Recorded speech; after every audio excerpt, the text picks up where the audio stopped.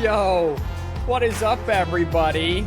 We are back. It is I, your host, Captain Boyne, alongside AKA, much like UNC football. Oh, I'm sorry. I'm alongside, not CFB3. Jeez, that's a good sign for the podcast. Much like UNC football, AKA, could not be bothered to show up on this lovely Tuesday evening at the time of recording. Thank you, everyone, for being here. Don't forget to like and subscribe, share with all your family and friends, share with the college football fanatic in your life, because everyone has one. Go follow us on Instagram at 4th and 1 Podcast, on TikTok at 4th and 1 Pod. We're also on Facebook if you want to follow us there. Follow us on YouTube. The giveaway. We did have a winner. He did not win his winnings. It was my father. That was the only person who entered. We are upping the stakes even more, so stick around later in the episode. I'll tell you how to get that. Week 1 is in the books. We got a new AP poll out, which is bogus, so we'll get into that. We are 2-0 on this 3-leg parlay. We are absolutely killing it. So I hope everyone's following along and betting along if you get that far in the episode, because you should, because we would have made you a lot of money. Our last 2 parlays have been plus 383 and plus 566. So that means if you bet $100, you're going to win $560. We're not betting that much, but that's just how the math works out. It's the easiest way for me to remember. Rob, let's bring you in. Let's talk to you. How did you like week 1? How you doing? Well, first off, doing swell. Good. Doing swell. Love it. Love to hear Couldn't ask for a more beautiful day today. Coming off of Labor Day weekend, college football weekend. It was a good weekend. The morning games, like your noon, 1 o'clock games, I thought were better than your midday games. And then it just obviously culminated at the end with some great Saturday night games. Sunday games were good. Monday game, bad. Dude, it was just bad. It was so bad. And why don't we start it right there in Chapel Bill? Trademark pending, I guess, is what we're supposed to say, or whatever is going on. So I think a lot of people saw when Bill Belichick took the job, greatest NFL coach of all time, is going to come in and be able to right the ship with the program. I think, and I will fall into this category, I did not think they were going to win last night. I put money on TCU. I won money on TCU. It was out, and then after the first UNC drive, when they went kind of 5 plays, bim, bim, boom, right down the field, I was like, ooh, I'm in trouble a little bit with all the money I just put on them, all $3.88 of it, LOL. So, but I think what people fail to realize is in this new era of transfer portal, once a coach leaves, Mac Brown, fired, whatever it is, the roster just vacates itself, right? Like, it's very different than what Dion came in and told kids to get out. Bill Belichick came in and everyone just kind of left before them. So he had to bring in 70 new people, and it's just kind of hard. And Kirk Herbstreit made a good point. They were down 20, second half, and Kirk goes, this is where Bill's going to find the leaders on the football team, because how do you know who the leaders are when it's 70 new guys who met each other, for the first time 4 weeks or whatever or so ago? Like, they haven't known each other for years and years and years, and classes haven't been building and building and building. So the depth was pretty evident. Whoever Bill Belichick has playing center, he needs to just bench him right away. I mean, that kid was in the lap of Gio Lopez more times than a cricket in a cornfield, or I don't know, insert some country saying there. It was real bad, wasn't it? That was a pretty bad saying. Whatever you tried to do. Yeah. Cricket in a cornfield. Yeah, cricket in a more than patent pending. Trademark, whatever you want to do. Cricket in a cornfield. So, What did you think of UNC TCU last night? I expected a lot more from North Carolina, and I think that's mainly because I was like, it's Bill. Bill has a knack for finding diamonds in the rough, and it kind of was just a lot of rough. But when you do look into it more and you're like, okay, the kids have only been there since the spring. It's a whole new team trying to figure everything out. Um, I'm expecting them to get better. Hopefully. For Bill's sake, for the girlfriend's sake, for the team's sake, I hope they do get better. Because if not, man, that is like the second biggest failed experiment minus Dion's first year. So I don't know. And I kind of want to give a lot of credit to TCU, though, because TCU I did not expect to come out and hang, 48? 48. Who would have guessed that after the year they had last year? Yeah. TCU was a sneaky team last year. I think they finished with 9 wins, including a bowl win.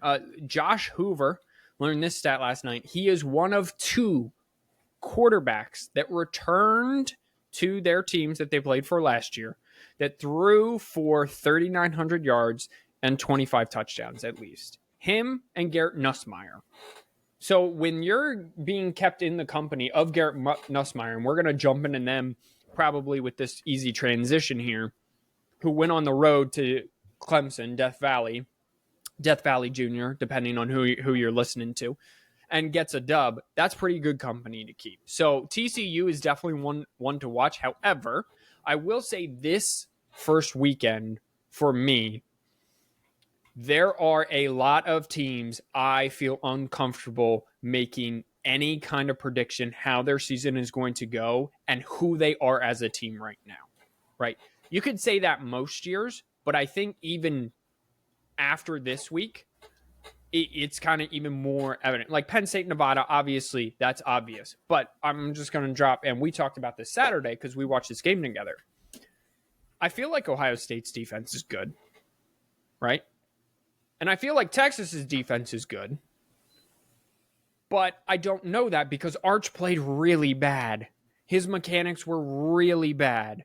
Dude, Ohio State. Yeah, go ahead. If you want to talk about a milkman's son, right? Like that was. I don't even know what that means. What you just said, I don't even know what that means. Okay, talk about like talk about a saying. Well, I at least heard. Okay, I might have said it wrong, but I know what I'm saying. No. Because I completely. I believe you said it right. I'm just was saying. like not. That was the most unmanning. Yeah. Playing except for the last maybe minute 45, where he threw like 2 really good balls, and you were like, "Huh, yeah, there's something there." He does have talent. Yeah, it's kind of one of those things where it makes me feel a lot better because even though I was wrong saying that Texas was going to dog walk Ohio State, it's not like Ohio State was a world beater either. No, because the defense played good, but the offense was not good. No, apparently Jeremiah Smith has stone hands now. That's news. So Julian's saying his stat line is technically a little worse than Arch Manning's. He was 13 of 20 for 126 and a touchdown. Arch Manning was 17 of 30 for 1 touchdown, and he did have 1 really bad interception. To your point, leading rusher was C.J. Donaldson, 19 carries, 67 yards for Ohio State. James People was 10 carries, 20 yards. They ran the ball 34 times for 77 yards, 2.3 yards a carry, right? So that's where I'm saying, I don't know. I think Texas's defense is really good, but we could get 5 weeks into the season and Ohio State still can't run the football. And then we look back and we're like, oh, well, Texas's defense is okay at stopping the run, for example. I don't know what they will become. They're okay at stopping the run. They're not great. Ohio State's just really bad at running the football this year, right? Like, we don't know. Right. And I mean, they were talking today on ESPN, and they were talking about how great Julian saying was and how like he like managed the game and he didn't turn the ball over. And I'm like, you're right, he didn't. But it's not like he was like out of all the freshman quarterbacks that were playing, or at least like on the team for like the first year, Julian Saban wasn't that great. I mean, there was a lot of balls that he threw. I was like, that's a duck. Yeah. Like when he just kind of lobbed that one to the corner, and luckily Jeremiah Smith was there. Like any other time, like a decent safety corner is probably going to pick that. Like it's not like, and his one touchdown pass, he underthrew it, Oh yeah, big and time. it was a bobbled touchdown. So I mean, it's not like Ohio, and of course they're like, oh, Ohio State's still right on track, beating, and it's like, okay, let's pump the brakes a little bit. You have to give Ohio State respect because yes, they won the game. It was a very ugly win. Yeah. And I'm pretty sure Ryan Day even knows this because he did not seem too confident at the end in his speech. No, Like he wasn't like we showed the big toughness, we're the tough guy. Like he was right. kind of like, yeah, we We mustered it out. Yeah. I think Yeah. he knows that it was not good. You're right. I'll just sum it up. The quarterbacks were so, and I'll be nice. The quarterbacks were so incredibly average to below, a little bit below average, that I don't know how good either one of these teams are. And I don't think Ryan Day does. I don't think Sark does. I'm questioning now if Sark is questioning Dog, his confidence Arch. has to be way down on Arch right now because that first 5 drives where it was he would step back and I mean it was just a dirt missile. Now, what I believe Texas and Sark should build on is their running game. 37 carries, buck 66, 4.5 yards a touch. Love that. Use Arch's legs a little more, I feel. But again, against a pretty good Ohio State defense, they average 4.5 yards a carry. Also kind of a weird week one game. Texas had it down there, was stopped on 4th down. Ohio State kind of returned the favor. It was just kind of a sloppy kind of start and stop game. But Texas does get the dub. I'm sorry, Ohio State gets the dub. Dude, I don't know what it is with me today.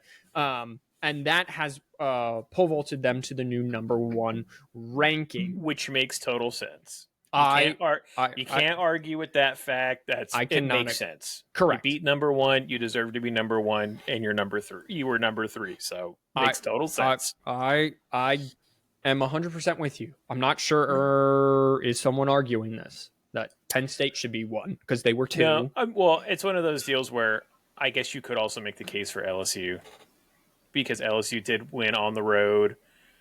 Like, honestly, Penn State shouldn't be number 2. Penn State should have dropped, put LSU at 2. They went on the road. It was a 9-4, 9-5 matchup? 9-6? Yeah, something like that. Yeah. Something like that. 9-4. You had it right. Yep. If you're going to penalize teams, like they penalized Michigan, so Michigan dropped 1. Penalize Penn State because they played nobody. They played Nevada. Drop them 1. Give LSU the credit they deserve. Put them up there. I just want to step back to Friday a little bit and cover Colorado, Georgia Tech, and Baylor, Auburn.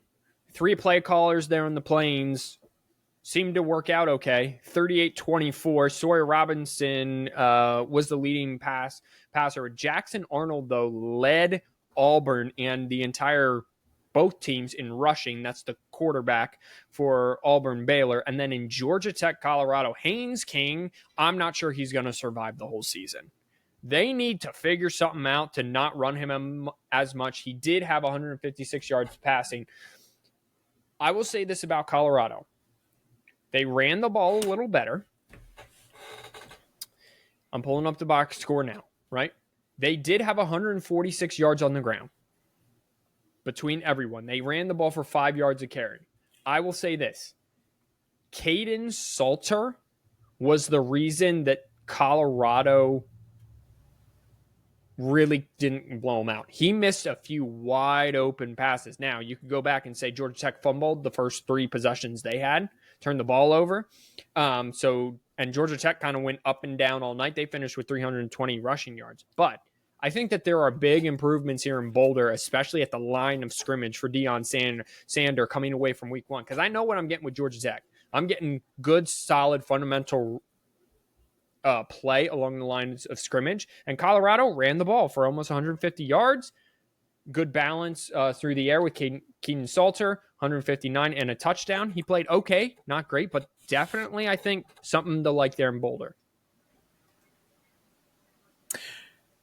Yeah, I kind of feel a little better about Colorado's rushing game Right.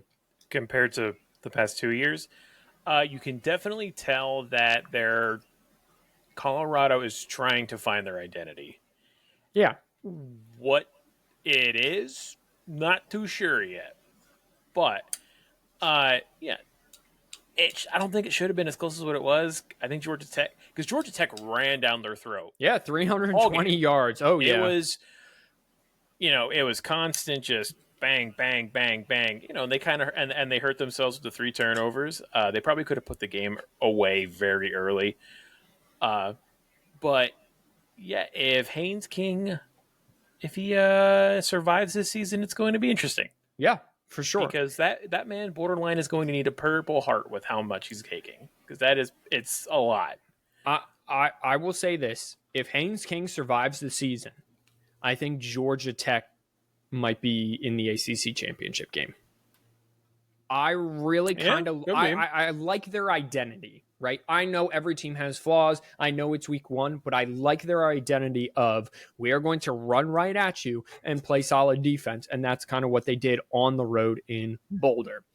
All right, let's go ahead and flash forward here back to Saturday.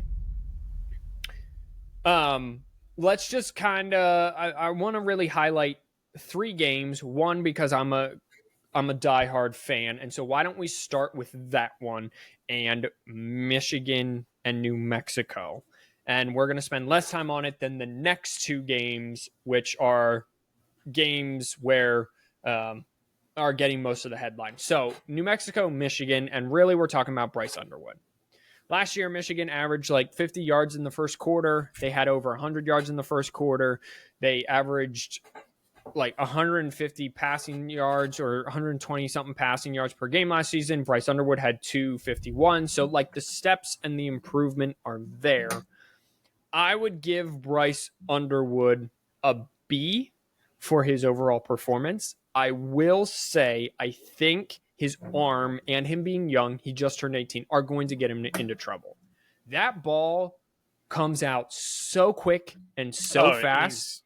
He's baseball throwing it. It's a missile every time. It's a missile every time. And I think he's going to try to fit it into a window that it can't be fit into. And it's going to lead to some interceptions, and that's fine. I just want everyone to know that these are coming. And maybe even this weekend against a veteran DC, this is coming. But I didn't mind his performance. What did you think? No, I mean, for a true freshman, first start, I mean, he played great. He does need to figure out how to touch the ball, feather it a little bit, because not every pass needs to be a bullet. I wish they would kind of maybe use his legs a little more. Yeah, because it kind of seemed like if you were in the shotgun, it was either a play action or Justice Haynes was getting it or Jordan Marshall was getting it. Justice Haynes also ran great. Right. Yeah, no, I thought Justice Haynes was excellent. I can still see you, bud, by the way. Okay. You're good. It was like you froze up on me. I was like, Yep, no, you're good. Justice Haynes was, I thought, for a debut, it was everything that I thought it was going to be. Yeah.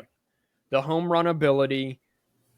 I think last year the offensive line, obviously not having a passing game hurt the offensive line because they were always run blocking. But I think that the backs they had last year were not true in between the tackles, reading gap running backs. And now they got 2 of them. And one of them, Justice Haynes, is very good at hitting the hole and leaving. So This is going to be we'll get into Michigan, Oklahoma in back half of this episode. That is also the game of the week. So look in the comments. There will be a link to a giveaway. All you got to do is you got to go in there. You got to pick the right winner, Michigan or Oklahoma. After that is done, everyone who got it right, we pick someone at random. We put it on a little wheelie thing. We spin. Whoever gets it right, you get $25 this week because we have doubling it and giving it to the next guy. Week 1, no one wanted it. No one entered. Week 2, my dad entered, won, didn't want the money. So we are doubling it and giving it to the next guy. So $25 on the line. Please go engage with us. We're going to give you free money as long as you get the answer right. So head on over there, fill out the form, and win $25. Have the potential to. So LSU Clemson, defensive slugfest. I was very underwhelmed by Cade Klubnik. Garrett Nussmeier did just about what I thought he would do. I thought he would have a little bit better day passing because I really thought that the LSU pass offense would just do a little better just because they have a lot of talent. But he did not. He did enough. 232 and a touchdown. He got a win as the all 4th and 1 quarterback. And they got a win on the road. They went down in the half 10-3, scored 14 unanswered, and won 17-10. What were your thoughts on the game? I would say that the offense is kind of whatever. I'm more impressed with LSU's defense. Yes. They finally figured it out, I would say. They were down 10-3, and then it was just, LSU kind of found their stride. The defense stood up, shut them out in the second half. Brian Kelly gets that first opening win of the season that he's been missing forever. Yeah. But yeah, I was more impressed with the defense. Obviously disappointed with Cade, but when the defense is playing as good as what they were, it kind of makes sense. Clemson's run game's kind of disappointing, I would say. It's very un-Clemson like. I didn't even look. Oh my goodness, 20 carries, 31 yards. Yeah. What are we doing? Coming from the seasons where you had like Travis Etienne, Will Shipley, those guys in the backfield. Even before that, the running backs they had before those two, yeah, they were always running the football. So Cade Klubnik had a -1 QBR. He was 19 of 38 for 230 and 1 interception. I did watch the highlights. He missed some. He had a receiver one time. He just didn't track him long enough. Open for a touchdown. He had someone on a slant. Could have hit them for a big gain. So he was not in. Well, I think the QBR is actually messed up because it has Garrett Nussmeier as well as a -1 QBR, and I don't think Garrett played that poorly. So I apologize. The ESPN.com is lying to me. So before you start hating on me, Clemson fans, blame ESPN.com. This whole 20 carries for 31 yards, 1.6 yards, that's not going to cut it. On the other side, Caden Durham had 17 carries, 74 yards, 4.4 yards a carry. They just ran it over 108. These are two teams that I'm very confident I know what their identity, at least defensively, is going to be, right? LSU finally found a spot for Harold Perkins, it seemed, because he was chasing Klubnik kind of all night. Yeah, it kind of makes it almost exciting because LSU kind of looks like that. Like they played like a playoff team. Yeah. The defense looked great. Offense is still kind of growing. I don't know if they really know what they want to do on offense yet. But defensively, I mean, that was like their defense ready, which is kind of which I guess is a little concerning because is the defense going to be able to be like that all season when they play Alabama, Ole Miss? They have Florida in 2 weeks, Oklahoma at the end of the season. But I mean, obviously with that defense, they should just beat the hell out of Alabama because Ty Simpson was that man ran more around the field than any running back Alabama's ever had. Than a cricket in a cornfield, if you will. Sure. Yeah. By the way, LSU are 37.5-point favorites. I would definitely, against La Tech this week, I would take La Tech. I'm not saying La Tech's going to win the game. I'm just saying there's a little. When you put as much as you do into week one as what these guys did, I would say there's a little come down. Little come down. A little come down. Listen, you can win the game 40-10, and La Tech's still covering, right? So we talked about this. However, we're going to get into right now what Robert just mentioned, and that is Ty Simpson and the soon to be vacated, I'm sure, with how the team at least looked in week one, Alabama Crimson Tide. Kalen DeBoer, again, this is just going strictly off of how the team looked in Tallahassee at 3:30. I will be the first to stand up here and say I was wrong. I thought this was an easy Alabama 10-point victory. Easy money. I even bet it, just a personal bet on Saturday. I was like, you know what? Alabama is going to come out angry. The talent's there. Last season didn't finish so great. They're going to come out with effort. And I was expecting a Nick Saban Alabama team, and I got, by goodness, something else. I don't even know what that was. The effort was not. They got their ass kicked for 3.5 hours. That's what happened on Saturday. Kalen DeBoer, I'm sure is hearing it from the Tuscaloosa local radio and the fans in Tuscaloosa. Robert, you were on it his first year there last year where a player came out and said, yeah, we're actually allowed to celebrate after touchdowns and practices. And you said, red flag right here. That's a huge red flag. Kalen DeBoer is a West Coast guy that joined the SEC. So people are questioning, does he really understand what it is to be from the SEC and what this conference means and what it's about? There are those questions swirling. I just want to, Rob, I could go any different direction with this. What do you think about this situation? What do you think about the game? Anything? First off, super surprised, obviously, and I think everyone was. I think even the Florida State fans were surprised. I had Florida State losing by like one score. Okay. So, the fact that they won by two plus, 17-31, is obviously a surprise. But when you watch that game, Alabama's offensive line non-existent.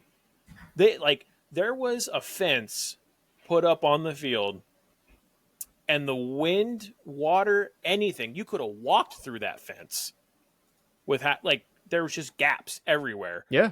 Ty Simpson, he was running to the left, turning around, running back to the right, would turn back around, run back to the middle of the field, and then throw the ball because at this point it was like a 15-yard loss, so he just had to chuck it. Ryan Williams, who is supposed to be like the greatest wide receiver to ever grace Alabama's uniform, 5 catches, 30 yards. Yeah, mark another one in the wrong column for Captain Boring over here. And a lot of that, is probably because Ty Simpson had no comfort whatsoever. You go 23 for 43. I mean, it's kudos to him for still throwing for 254, but they just had to keep throwing the ball at the end of the game. And where was outside of the first drive, where was the running game? 3 yards a carry, 29 carries. So it's not like they didn't try to run the ball. 29 times for 87 yards. But 9 of those carries were Ty Simpson. I don't think this year Alabama doesn't have that stud back. Every year that Alabama's been successful, there's been that stud back. Whether Jam Miller was hurt. Yeah. So it's not like was. They lost that stud, and it's like, well, we got to try and find the new one, and they didn't find I mean, Kevin Riley at least 5 for 31. That's 6 yards a carry. But other than that, it's just bad. So I guess the next question, other than how high does DeBoer's seat, because Alabama fans are just roasting, Paul Yeah. Oh yeah. Feinbaum's throwing money somewhere to try and get him out. Right. Do you stick with Ty Simpson? Granted, you play UL Monroe this weekend, so should be an easy win. Yeah. Oh, you better win by 24. You have to win this game by 24. Because in 3 weeks, you're at Georgia. Yeah.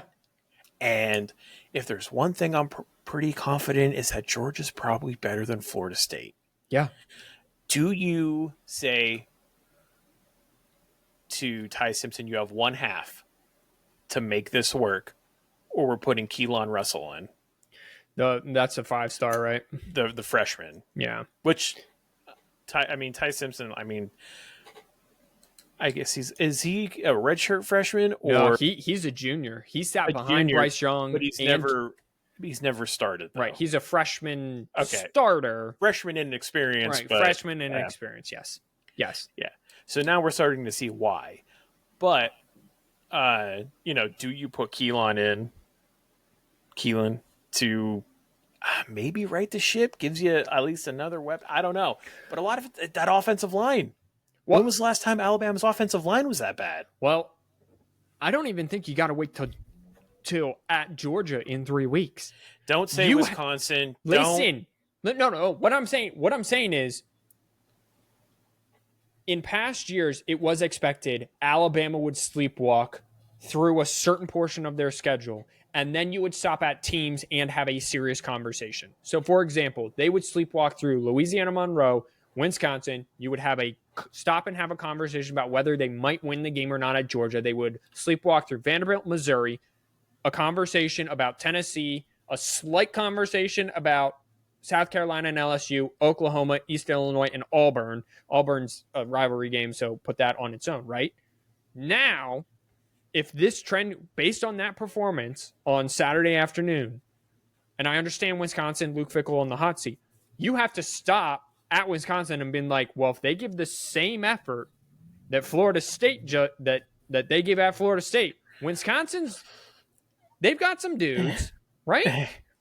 I think with how bad they played, they would still probably beat Wisconsin. I don't have faith in Wisconsin. I don't have faith in Luke Fickell at Wisconsin. I'm going to be honest with you. Okay, that's fair. I just don't. That's fair. We can start a war with Wisconsin fans too, because we're there already. We might as well go ahead and bury the hatchet with and have a moment of silence for Notre Dame fans. Oh my goodness, Notre Dame fans, dude! It was a terrible day to be in our comments, wasn't it? Because let's just go ahead and flip right there to that game. I almost posted that Miami just did the all-time choke job.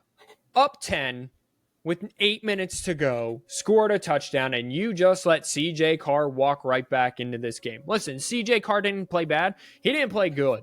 And for most of this game, I was like, ooh, I don't know if CJ Carr's the guy. And yeah, that was another one. Miami kind of went up and down the field in the first half, and then second half, they got real conservative and kind of just stopped calling plays that gave Carson Beck the opportunity. I will say this about Carson Beck. His 2 touchdowns, don't know if I would have thrown them in the video game, in the area he threw them in. Catch of the week goes to CJ Daniels, one-handed, spectacular touchdown catch, bails out Carson Beck from an interception. But bad day. Listen, I told you in the preseason you start 0-1, and it was, you don't know what you're talking about. You don't know what you're talking about. Michigan's cheaters. Well, Notre Dame's the best. We would never put our coach on the hot seat.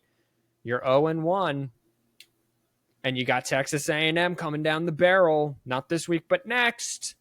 If CJ Carr has another performance where he's not great and he's just good, now you're clamoring for him. Oh, by the way, you only ran the best back in all of college football 10 times for 33 yards. Yeah, a little doubts now starting to set in. Does Marcus Freeman know how to tell his offensive coordinator to run the ball a little bit more? By the way, CJ Carr, your quarterback, who's a pocket passer, had more carries than Jeremiah Love, the best running back in football. What are you doing there? And listen, if you're going to hear this and then come to my comments, you better not bring Michigan into this because Michigan's 1-0 and you're 0-1. We are coming hard at Notre Dame fans. Pause. I was say real hard. Real hard. No, but Rob, okay, I'm off my so what do you think about this game overall? It rained for a good portion of that game. It did, yeah. So first half pretty much. That's one of those, it's like, okay, it was obviously a disgusting game. But yeah, CJ Carr, there was moments when he was playing when you're like, okay, he's pretty good. Yeah. But then he would kind of do almost like what Manziel would do, where like try and make something out of nothing and then either throw it away, or it was like just like he'd get sacked and you're like, that's the freshman there, Yeah. But yeah, all this talk with Jeremiah Love and just not getting him going. Yeah, Carson Beck looked pretty good. Yeah. But most of it also was kind of like some of his, like obviously the one-handed touchdown catch, great play by him. But it's also kind of like, if he doesn't make that catch, it's intercepted. They settle for, or it's incomplete and they settle for a field goal. And it's like, So, yeah, I would say Notre Dame might be in a little bit of trouble if they can't figure it out. If they can't figure their run game out and get Jeremiah Love going, it's going to be a long game against Texas A&M, I think. Luckily, it's at home for them, so they won't have to go too far. And then, of course, they have the cakewalk the rest of the season because they're not in a conference or anything. So and Boise State did not look good. Yeah, Boise State, that team's they might as well fold it in now because holy cow. Yeah, I expected to see more out of Carson Beck than what I got. And again, the play calling in the second half was really conservative. I really wish that they would have foot on the gas, but I'm sure some of that was they were trying to protect the defense a little bit. Defense played good until the last 8 minutes of the fourth quarter, and then it was blown coverages and people running open, and Notre Dame was able to crawl their way back in. Notre Dame scored 17 points in the fourth quarter. I thought what Miami did well, and what I think Texas and Ohio State both did well defensively, kind of all these teams, is when you have this new starting quarterback is you want to try to make them play off schedule. Bryce Underwood played on schedule the entire night, right? And when you do that, first read, second read, boom, boom, and you're just moving the ball right down the field. But then when you make them come off, first, second read's not there, now the pocket's collapsing. I thought that Miami did well against CJ Carr to muck up the picture a little bit. I thought Ohio State and Texas, both defensively, to Julian Sayin and Arch Manning, both did a good job of that. So we're just going to have to kind of see, again, how it goes, how CJ Carr develops there. South Carolina to handle business against Virginia Tech. I really like Lenore Sellers, but he's another one. If he's on schedule, he's great. As soon as you get him off schedule, away from first and second read, and he can't use his legs because you trap him in the pocket, what Virginia Tech did for a majority of that first half, I think that some of the top tier SEC teams will make it hard for Lenore. So they got to figure that out. They also do not have a speed back at all. Dude, I think I could run faster than Attaway. They're run wanting it. Like, he's a bowling ball. Listen, he's hard to tackle. But he's not very fast. I don't know if you know that. He needs to hitch some trailer or something. Maybe he got 2 or 3 of them. Very effective. Oscar Attaway had 14 carries, 60 yards. Lenore Sellers, 13 carries, 25 yards. He was also 12 for 19 for 209. Nick Harbor, one of our all 4th and 1 wide receivers, 3 catches, 99 yards. a long 64-yard touchdowns included on that. Any thoughts about South Carolina moving forward, Virginia Tech moving forward? Not so much for Virginia Tech because Virginia and Virginia Tech are like the same team, kind of. But South Carolina, it was good to see them kind of play to their strengths. Obviously, Nick Harbor is their number one guy. That's what you want to see from the number one, is at almost 100 yards and a touchdown. It's more than we can say for Ryan Williams and for Jeremiah Smith. Yeah, that's true. Neither of them had a touchdown. Neither of them got close to 100. So, how'd Joe Boy do? Tyson, do you know? Oh, I didn't even look. Okay, I'll look. Go ahead. Finish your thought. They didn't play anyone. But it's a good start for South Carolina. Just because, man, did they have a brutal kind of end of the season. So as much momentum as they can get, they are going to need it. Tyson finished with 12 receptions, $141, and 2 touchdowns. So not a great look for the all 4th-and-1 team. I mean, he also played Northern Arizona. Okay. So. Yeah. Well, yeah. It's not like he played anyone. You have a point. All right. I want to get into this a little bit. So to finish off kind of how the rest of the all 4th-and-1 team did, I had some time this morning. Katron Allen had 43 yards and a touchdown in a route. He splits carries with Singleton. Desmond Rain, 66 yards and a touchdown for Pittsburgh in their blowout win. I think they put up like 67 points or something crazy like this. Georgia's O-line against probably one of the worst teams in all FBS. Marshall ran for 239, passed for 249. Texas A&M defensively, this one kind of surprised me. Gave up 373 to UTSA and 24 points. And that game was kind of close at halftime. Stowers, the tight end for Vanderbilt, had 86 yards. Lawson Lucky for Georgia had 1 catch for 6 yards. Dominic Zavada was 2 for 2 on field goals and 4 for 4 on extra points. And the Iowa punter had 2 punts for 100 yards. And Tennessee didn't play at home, and Clemson lost at home. So say what you want about the atmosphere. So we are off and running with the all 4th-and-1 team. Iowa did hit the under. Great. All the parlays hit. So all the legs hit of the parlay, we won you some money. But I want to get into the AP poll. Mostly because I will admit this is irrational. This is an irrational segment I'm about to roll into. This is an irrational soapbox to stand on and shout at you for the next 10 minutes or so because it means nothing. But I just want to say the AP poll is so dumb. And they really went off their rocker this week. Okay? Ohio State number 1, fine.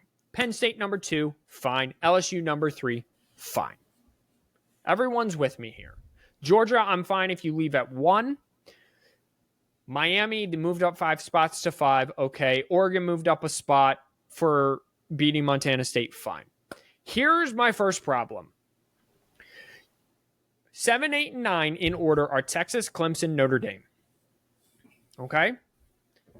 My issue with that is Notre Dame looked better than Clemson and Texas. All 3 lost. Notre Dame looked better than the 2 above them. Should be ranked above them, right? So Notre Dame, I'm going to give you your flowers for once. So fans, pay attention to this and comment on this that, yay, the Michigan fan loves us. Okay? South Carolina jumped 3 spots for beating a bad Virginia Tech team.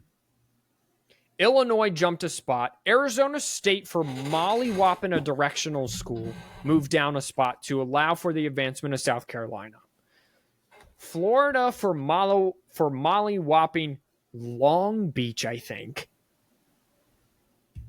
got 2 spots. Florida State went from unranked to 14th. And that's my biggest problem because Alabama went from 8 to 21. So you're telling me that an unranked Florida State team beating what you think now is the 21st ranked team by 2 touchdowns gets you They weren't even the first ones to receive votes in the preseason. I'm pulling it up now. Florida State received 8 votes for the top 25 for week 1.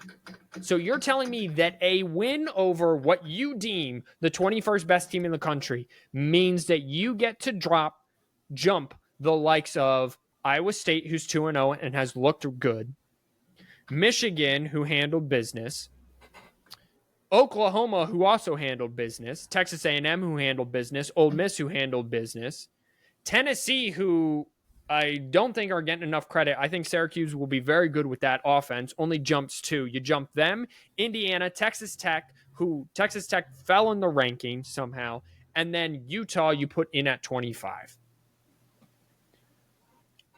The AP poll has lost their mind. Robert, I am fully on, and I don't even think I need you to speak in this segment. I'm fully on your board. We need to get rid of polls, and the only polls that matter are from week 8 on when the College Football Playoff Committee submits their top 25. And the College Football Playoff Committee said, well, I don't know how we're going to, because we need rankings, blah, blah, blah, blah, blah. Okay, then fine. Keep one in your head. Keep a ranking in your head, whatever. Or what ESPN should stop doing is putting on a 4, Georgia versus 21 Alabama, because they're afraid no one's going to watch. People are going to watch those games because it's Georgia and Alabama, regardless of the ranking. Alabama may be unranked at that time. Possibility. Limited possibility. Possibility. Georgia could be in the teens at that point. Limited possibility. But a possibility nonetheless. People are going to watch Alabama, Georgia in 3 weeks at 7:30 on ESPN, and it is going to be one of the most watched games the entire year. These rankings are dumb. These rankings are stupid, and I'm over it. Anything on top of that, or we can just roll right into the next thing? The only thing that I'm saying is I'm okay with 7, 8, and 9 for the sole fact that I'm not going to drop Texas losing a close game on the road all the way to 9. Each of those teams, they were all 1-score losses, so I'm cool. They're staying where they originally were, like Notre Dame was behind Clemson, who was behind Texas. I'm okay with that, right? That thinking theory. Okay. If they would have taken Florida State and just moved them to 25, sure. Yeah, or then, I'm even good with fine. low 20s. But if you're going to go and you're going to say, nope, they are the 14th best team after you're not even really whiffing on them to be there, that's where it's like, all right, you're jumping the gun a bit, because who's to say that they're not going to, okay, they're playing East Texas A&M. So, yeah, they're probably going to win that game, probably going to be, but, I don't know if they're doing it to, it wouldn't surprise me that, because they play Miami in 4 weeks, 4 or 5 weeks. Yeah. Miami right now is 5. That's game day's gonna go to Florida State for Florida State Miami, and it's not gonna surprise me if they push Florida State up into the top 10. Yeah. And again, like, you're gonna jump, and the move of South Carolina up 3, I do not understand at all. Right? Like, I understand they beat an ACC team. It was basically a home game because it was in Atlanta. Atlanta's closer to South Carolina. SEC fans just travel better than Virginia Tech fans. That's just basic facts. Okay. You're going to put them up 3 and move Arizona State. So you're going to penalize Arizona State for handling business and doing what they're supposed to move South Carolina up 3. But yet in your same token, you move Michigan down 1 for also handling business, SMU down 1 for handling business, Indiana handled business at home, and Texas Tech more than handled business at home. They were the high scorers of the week. I think they put up 73 against Arkansas Pine Bluff. They should put up 73 against Arkansas Pine Bluff. But so you're going to move them down. Like, it just doesn't make sense. Like, I'll hear your argument, and I'll even accept your argument about 7, 8, and 9. But everything after that is hella questionable. Oh, yeah, it doesn't make sense after that. Yeah. Because you can't tell me it's because of who they played and stuff like that. It's like, no, it's bullshit. Yeah. And, is it something where they're trying to move up a bunch of teams that maybe play, and this could just be conspiracy, but a lot of the teams that are just getting bumped up, bumped up, at some point in the season are probably going to be playing an SEC school, and the SEC school might win. If they do win, then it's like, oh, well, the SEC, Indiana was, you know, 23 and they got beat by an unranked Auburn team. Auburn probably should be ranked before Florida State. It was I like would 24. yeah. Yeah, Like right. 24, one at 24, one at 25. Right. However you want to put them. Utah. Talk about having a bad week. And this is Nico Iamaleava I'm referring to. Utah made him look like hot garbage. That was 43-10, and from what I understand, I did not stay up and watch. It was not even that close. But let me just read you Nico's stat line, which was 50% completion, 11 of 22 for 136, one touchdown, one interception. He was also the leading rusher at 13 carries, 47 yards. Devin Dampier, Utah might be back. He ran for 87 yards. He threw for 206. He had 2 passing touchdowns. He had a QBR of 88.8. They ran for almost 300 yards as a team. Utah might be back to, and again, maybe UCLA is just real bad, but no one had a worse weekend watching. Is it Joey Aguilar or is it Jose Aguilar for tennis? Joey Aguilar just do what Nico couldn't do last year. He was 16 of 28 for 3 touchdowns and 247. Oh, and by the way, kid can throw a deep ball. He had one beautiful 73-yard pass to Braylon Staley, who led the receivers with 95 yards. However, Tennessee put up 26. So, again, I think Syracuse has a legitimate shot in the ACC because of the offense that they run. It will always be able to keep them in games. It's just going to be Syracuse's defense, I think. Because Steve Anginelli, 23 of 40, 274. It was a rough start early, but then he kind of caught on as the game was going. Okay, well, with that transition, we will move into week 2. There is only one ranked on ranked violence going on this week, and that would be Michigan traveling to Norman, Oklahoma. That is the 7:30 game on ESPN. Oklahoma is a 5.5-point favorite, which surprised me. The over-under is 46.5. This is Sharon Moore's homecoming. He won a national championship as an offensive lineman there at Oklahoma. He leads the way in. He will then serve his suspension after this Oklahoma game. Michigan will be without Jayshon Barham for the first half off of a. Oh, by the way, what did you think of that targeting call? So obviously I'm going to say that I don't agree with it. Yeah. I think they do have to figure something out for the targeting, because if I'm face mask to face mask with you, that's where you want to be. Right. Like, you don't want to be like with your head down. I don't know. And then they lost the appeal too, which is just kind of mind boggling too, but I don't know. It's just it's stupid. I understand you're playing football. I understand that it's targeting. I would think that this call is bullshit if this happened in LSU Clemson game, right? Like the targeting that happened in the Ohio State semifinal game against Clemson against Trevor Lawrence, where it was technically then called targeting, and it gave, like, Ohio State had Clemson stopped, but on the sack that happened, it was technically targeting, which gave Clemson new life, and then they went on to win the game. Ohio State fans are still crying about that, right? That's one of the things that they're crying about. Still. Or even the Ohio State Georgia, where Marv Harrison was in the back of the end Right. zone and he Right. got crushed. That probably Right. could have been targeting, but they didn't call targeting. Then Georgia So won they do because they got missed a field goal. right. So they got to figure it out. So I understand that it's targeting and the referees followed the rule. But to your point, Jayshon Barnham is 6'2", and the quarterback was no taller than 5'10". So when he goes and tackles him, which is what he did not lead with the crown of his helmet. He did not lead even with his face mask. His face mask is going to run in right directly into the ear hole. And I understand, but like they were talking that it should have been called roughing the passer with targeting. And I was like, how is this targeting? It looks 100% like a football move.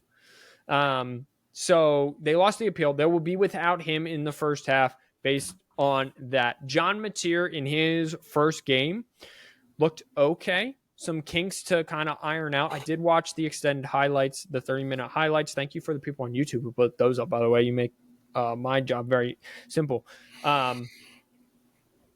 We're just going to have to see.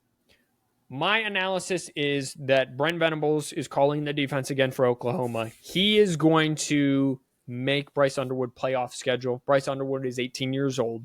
I still don't know what Chip Lindsey is about. And in that Michigan game on Saturday, in the second quarter before the 2-minute drive, and then in the third quarter a little bit, they got away from the run game. And I thought the offensive line looked really good, getting 3-4 yards a pop, which just kind of kept things moving. So I don't know if Chip Lindsey, who he is as a play caller. So I am actually going to pick Oklahoma in this game to win. I think the spread of 5.5 is too high. I think maybe they win by a field goal. The over under, I think maybe is a little low even. I would actually probably go over. This is not one of my legs, but I'm going to take Brent Venables to kind of muck up the picture just enough for a true freshman, someone who just turned 18 years old. First start in Norman. Well, first real kind of college road environment in Norman to muck up the picture just enough for him. He's probably going to turn the ball over, I'm going to guess 1 or 2 times, as we talked about, with that arm strength. And I think Oklahoma does come out with a victory on Saturday. But I think it should be one of those losses where we're looking back at the end of the season, we're like, that's a good loss that Michigan has on their resume. Yeah, I've actually looked at this game like a couple times, and everything in me wants to say, no, take Michigan, take Michigan, take Michigan.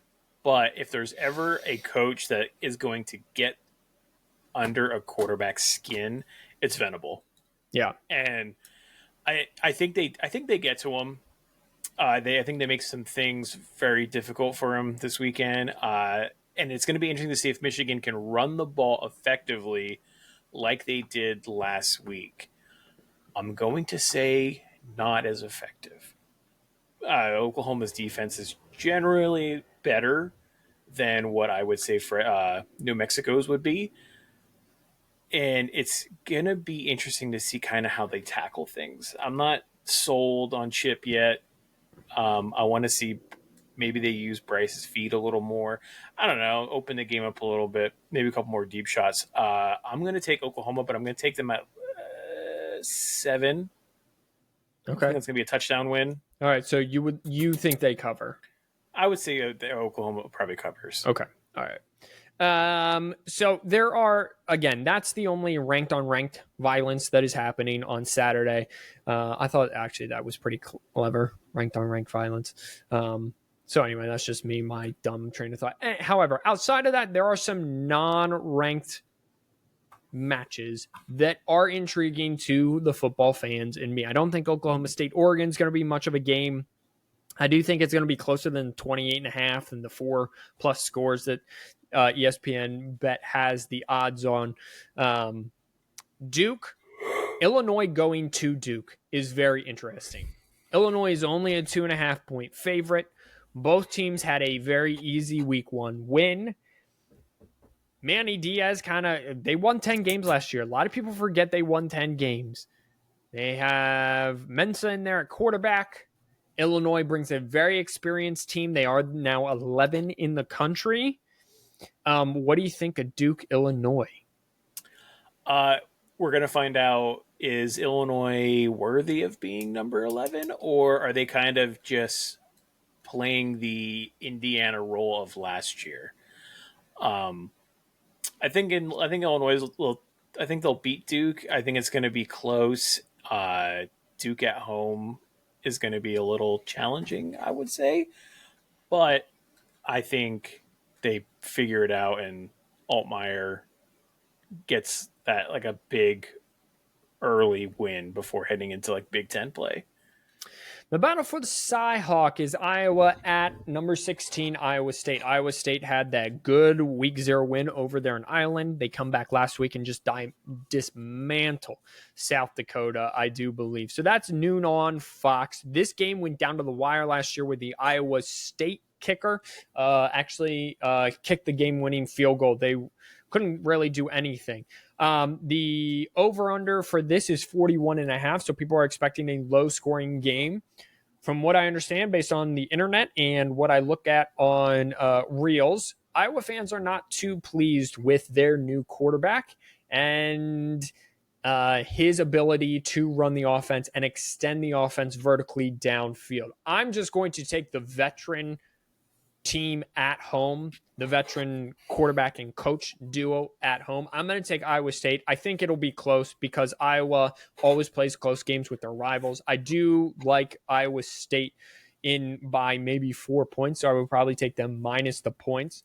I do think the over has a potential to hit here. I think we're probably looking at like a 24-20 type of game here. So I'm going to take the Cyclones to win the Cyhawk trophy. Robert, what say you about Iowa State? I am going to take Iowa State, and I'm going to take it as a runaway. Okay. Iowa is Iowa. Iowa is going to put up a good fight, and it will be close for 2 quarters. And then I think Iowa State just kind of wears them down enough to where they just, they make it happen. They 2-score and then kind of puts it away because I don't you don't have faith in the Iowa offense still. It's okay to say it. It's okay to say it. I don't want to put them on blast because they're already away from the kids. Yeah. But I don't think we're offending anyone from Iowa if we say we don't have faith in the Iowa offense because they haven't had an offense for like 5 years. And listen, yeah, you're right. At this point, I'm starting to feel bad for them. I really am.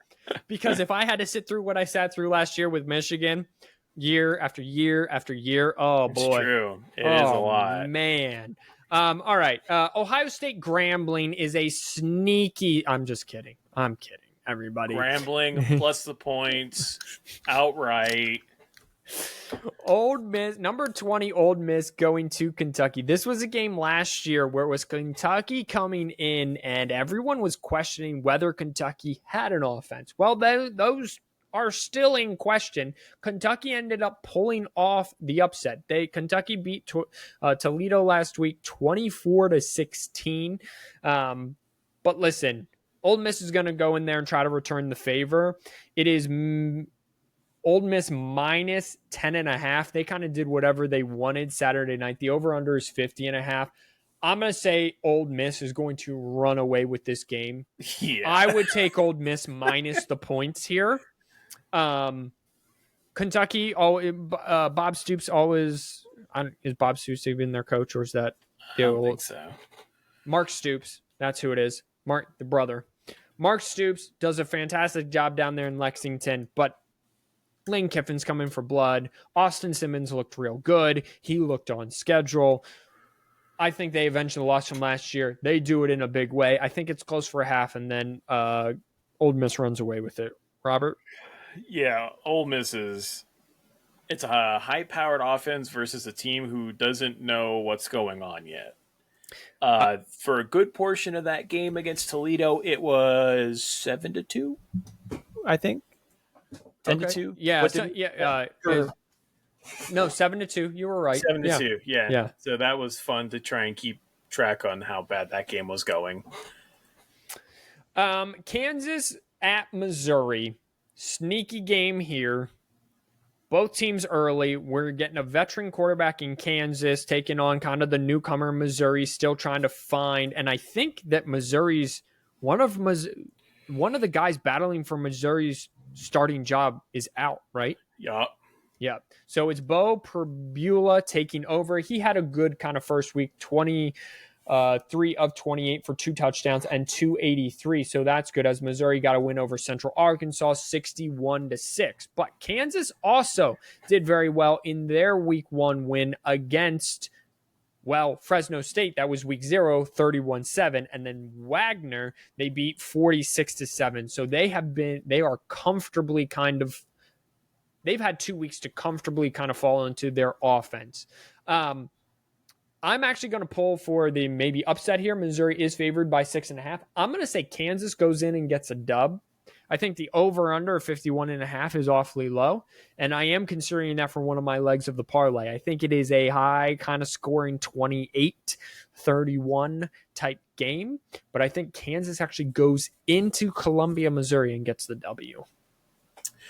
This game has all the makings to be like the shootout, and could possibly be a contestant for the highest scoring game of the season.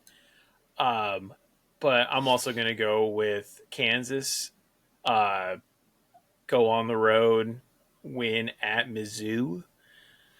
I don't know if Bo really has. I like Bo. He used to be a former Penn State quarterback, transferred out. Not that you like Penn State, but yeah. No, I just think that Kansas kind of has a little more firepower with Daniels as long as he stays healthy. Okay. And then finally, we will pick Arizona State at Mississippi State. Mississippi State was kind of messing around there for the first half against Southern Miss there in Hattiesburg, but now they come home.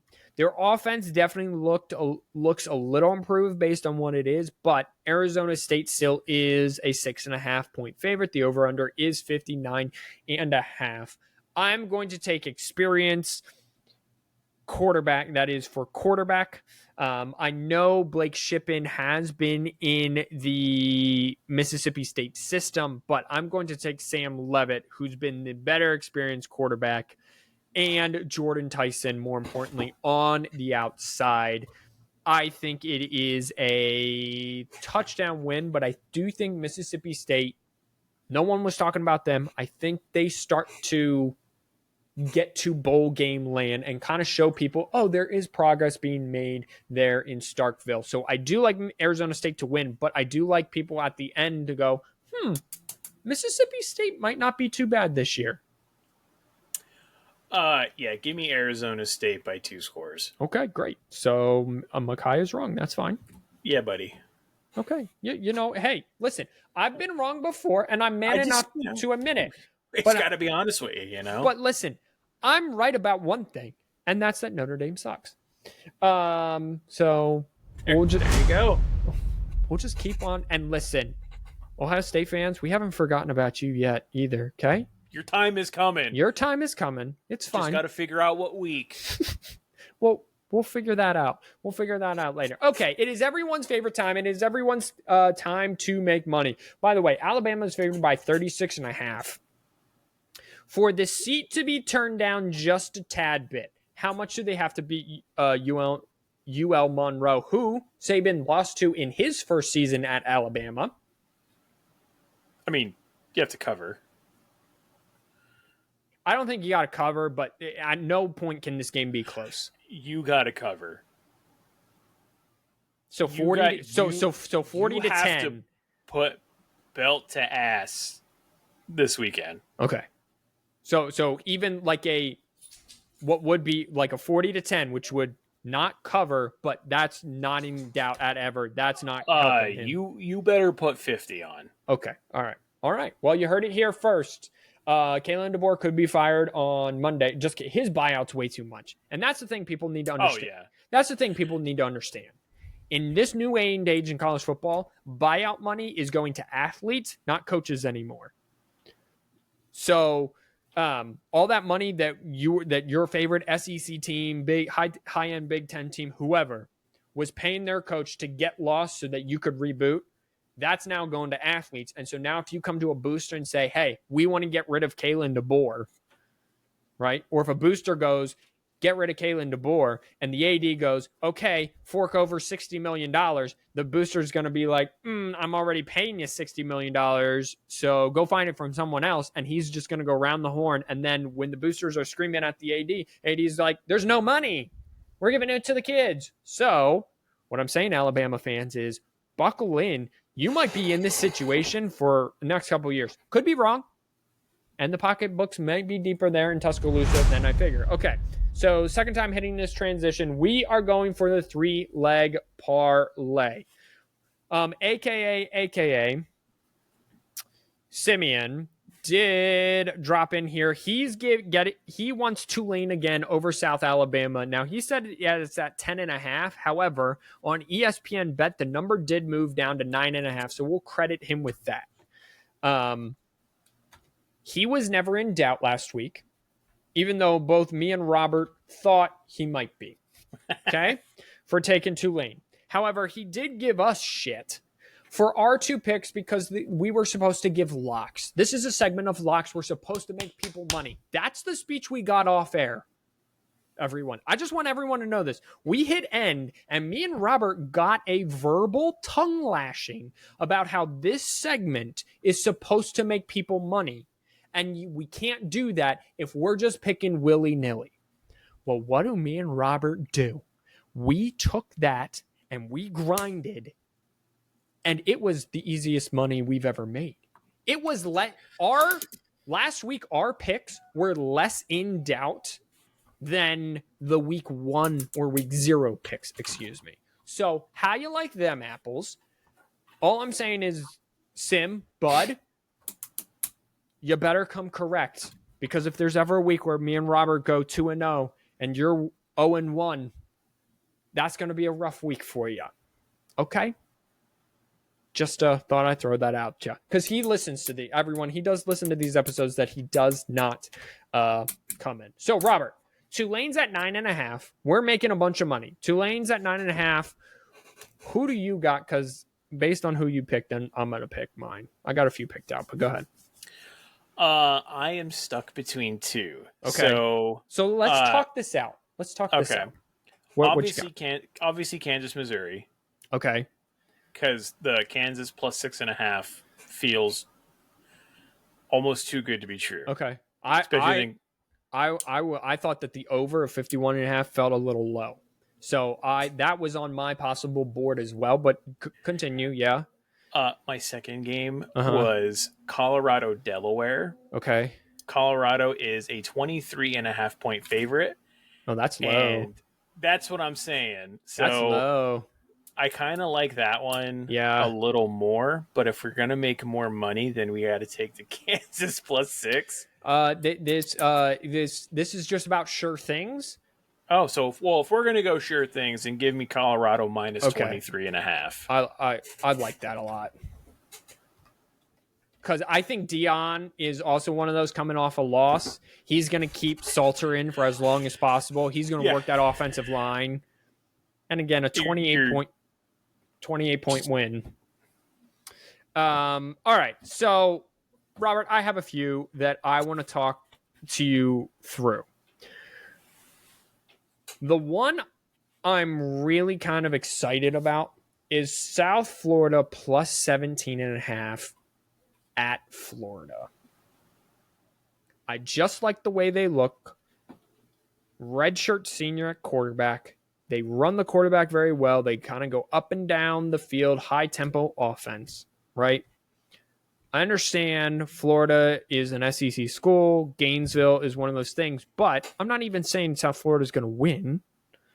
I just think that they're basically saying South Florida has to keep it within 3 scores, 17, right? Because I can, right? So I get basically 18 points, 17 and a half. The over on Michigan, Oklahoma, 45.5 seems low because I think a 24-27 game is very much in the books here for Michigan, Oklahoma. I'm not seeing a 14-10, a 7-14 as we did in week 1. I'm Right. not sure Oklahoma's defense is that elite. And if I'm being totally honest, I don't think Michigan's defense is that elite. I have Iowa State to win, possibly. I'm going to get rid of that one because that's the cheap way out. I have the over on Kansas, 51.5. And then I have West Virginia under 60.5. They're playing nobody. They're playing Ohio, excuse me. I just, like, they only put up like 45 points in their week 1, and this is a better opponent. So I think it's going to be a lower scoring game. What does any of those tickle your fancy?